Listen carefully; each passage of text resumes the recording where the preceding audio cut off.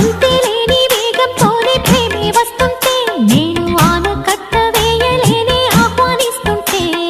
పట్టే తప్పే విరహంలోనే మునిగిపోతుంటే ఇంకా క్షేమంగానే జీవిస్తాని చెయ్యందిస్తుంటే